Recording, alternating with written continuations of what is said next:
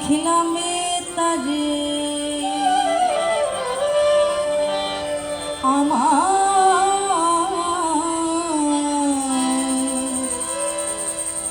এই ঘরখানায় কে বিরাজে করে।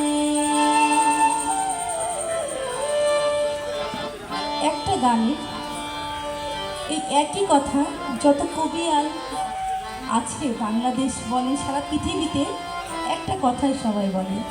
লালন সাঁইজি বলেছেন বাড়ির পাশে আরশিনগর সেথায় পড়শি বসত করে, আমি একদিনও না দেখিলাম তারে। পড়শি মানে কি? যে খুব কাছের মানুষ, পাশের বাড়ির মানুষ, আমার সাথেই আছে কিন্তু আমি তাকে চিনি না। আবার এই গানটিতে বলেছেন এই যে ঘর খাঁচা, এই খাঁচার মধ্যে একজন আছে, এই ঘরের মধ্যে একজন আছে, আমি চিনি না। আর আমি এই পাখিটাকে যদি চিনতে পারি, এই আমার আমিকে যদি চিনতে পারি, স্বয়ং সৃষ্টিকর্তাকে চিনতে পারবো। একটি লালন সাঁইজি একটি গানে বলেছেন, নইলে কি আর ফেরেশতারে সিজদা দিতে কয়, আপন সুরতে আদম গঠলেন দয়াময়।